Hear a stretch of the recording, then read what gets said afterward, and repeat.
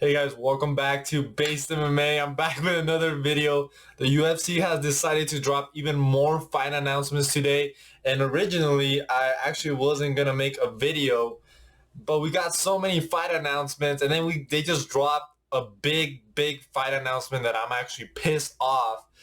So I just had to make a video, guys. So let's start off with the fight that I want to talk about, that Dana White just announced like an hour ago, and that is Paddy Pimblett versus Tony Ferguson for UFC 296, guys.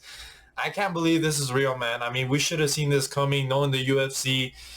But my thing is, like, why is Tony Ferguson still fighting, man? He looked terrible against Bobby Green. He got submitted by Bobby Green. Who does Bobby Green submit? He got destroyed by Nate Diaz.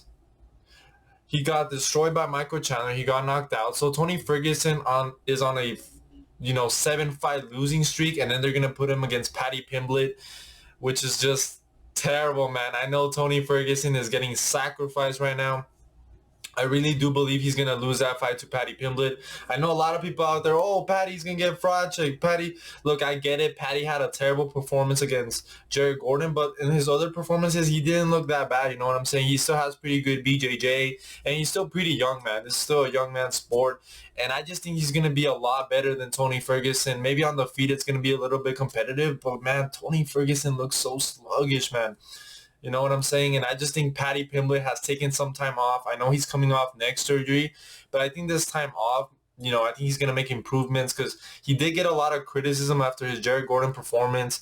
And I'm pretty sure Paddy Pimblett is going to come in with a chip on his shoulder to beat Tony Ferguson. But Tony Ferguson, guys, this guy should not be fighting.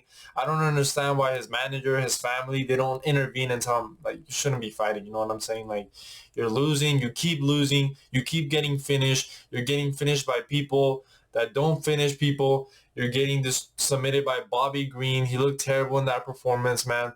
There was only a couple exchanges where I felt like Tony Ferguson had any sort of success. And I can't believe the UFC is making, actually, I can believe that the UFC is making this fight.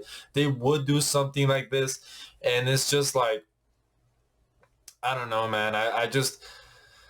I don't like it, and I mean, it's a good fight for UFC 296, man. It just kind of makes sense, right? We have Colby Covington versus Leon Edwards as the main event. It makes sense to have another UK fighter like Paddy Pimblett. It definitely makes the card a little bit more exciting, but the fact that it's Tony Ferguson, like, it should have been like Drew Dober or Matt Frevola, even though Matt Frevola has a fight announcement as well. I just don't like this matchup for Tony Ferguson. I do believe that Paddy Pimblett is most likely going to submit Tony Ferguson in the first 2 rounds. I think Tony Ferguson is so washed, man. Like, he's washed. He's the definition of washed. Like, Tony Ferguson has looked that bad. I really can't pick Tony Ferguson against anybody in the lightweight division right now. And, I know Paddy Pimblett is really bad on the feet, but I still think, he has good BJJ, and I think if he takes the fight to the ground, I think he's going to submit Tony Ferguson. I think that's what's going to end up happening in this matchup. I think Paddy Pimblett is going to end up, winning by submission, which is sad, man, because I want to see Tony Ferguson win.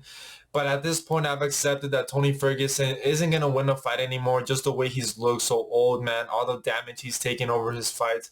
I just think Tony Ferguson needs to hang it up, man. I was kind of expecting, maybe Tony Ferguson versus Paul Felder for UFC 300. Like, they were going to save Tony Ferguson. But no, man, it seems like Tony Ferguson wants to fight again this year, even though he just had a terrible performance against Bobby Green. So, I don't know, man. I don't know why they're making this fight.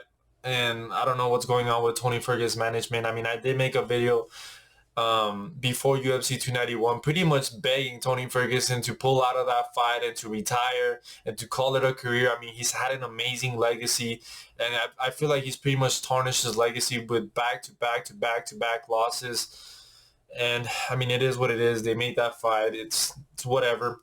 Let's move on to another fight they made for UFC 296 that's actually pretty exciting in my opinion, and that's Stephen Thompson versus Shavkat Romanov.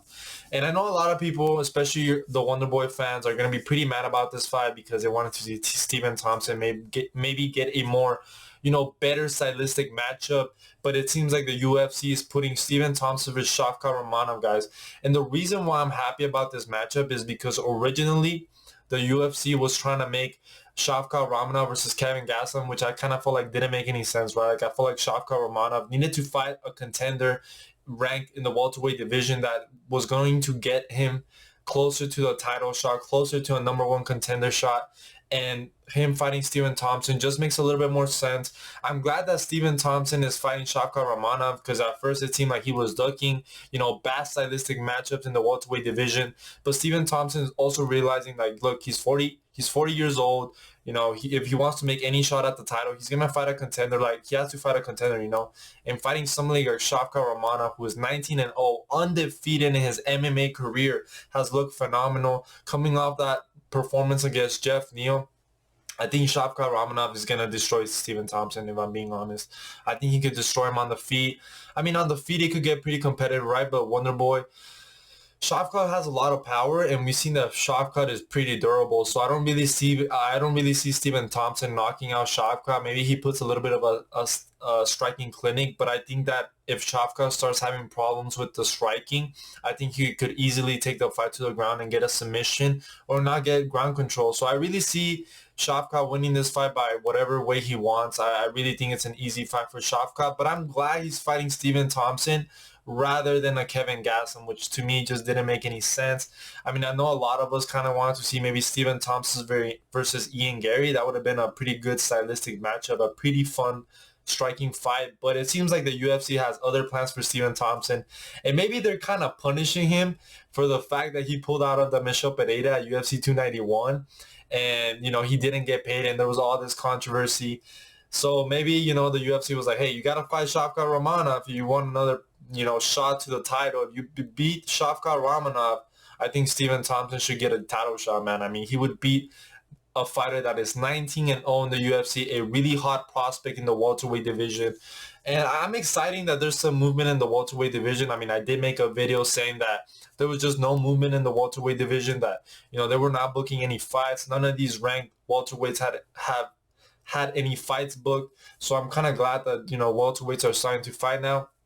And in my opinion, they should make JDM versus Ian Gary and make Jeff Neal versus Sean Brady. And there you go. There's some movement in the welterweight division. Personally, I think they should make Usman versus Bola Muhammad. But, I could see the argument of why Bola Muhammad should probably just stay on the sidelines because, he was promised a title shot after his win against Gilbert Burns. So it is what it is. Good fight announcement. Both these fights, the Tony Ferguson versus Paddy Pimblett fight and the Stephen Thompson versus Shavkat Ramanov fight are going to be at UFC 296 in the Colby Covington versus Leon Edwards card.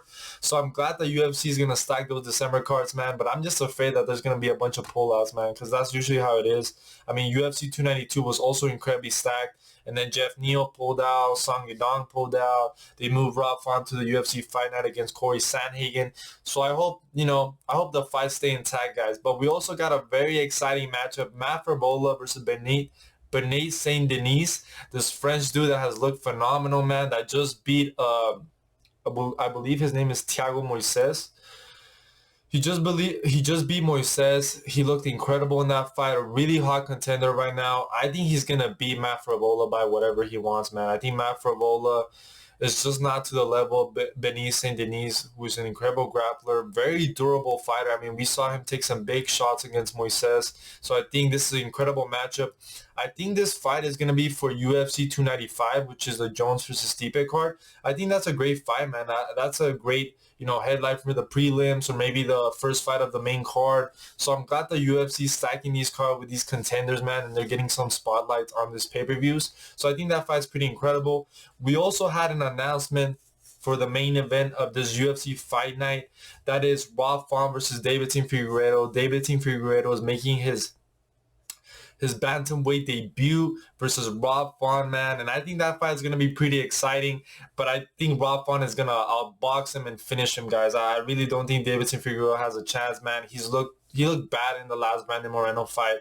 And I just think Deiveson Figueredo, the reason he was so good at flyweight was because he was the bigger guy in there and because of his power. And I think we've seen Rob Font really take a lot of damage and be very, very durable. I mean, he wasn't really finished by Chito Vera.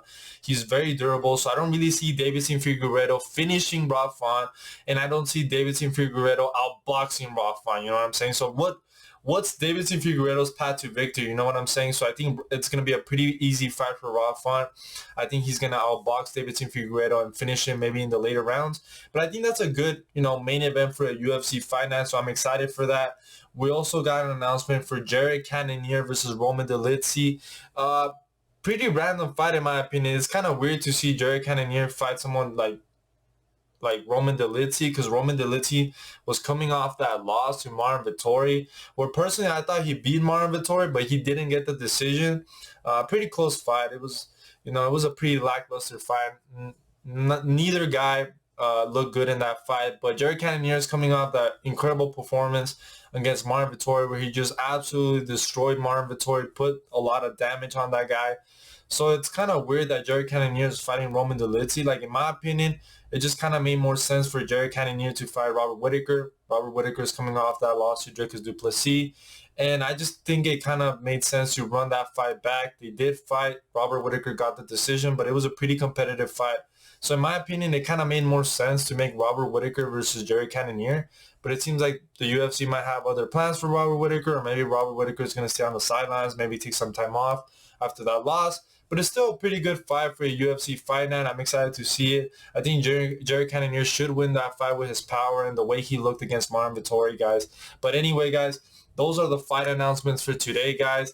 I hope you guys enjoyed the video. Make sure to like and subscribe. Comment down below what you think of these fight announcements. I wasn't really planning on making another video this weekend, but the UFC just dropped a lot of bangers today, so I was like, okay, I'm going to talk a little bit about them, guys. So anyway, I hope you guys have a good weekend. Make sure to like and subscribe, like I said, because I know a lot of you guys are watching and are not subscribing, guys. So please make sure to like and subscribe. It really helps my channel out if you guys enjoy the videos, guys. And I'll see you guys in the next one.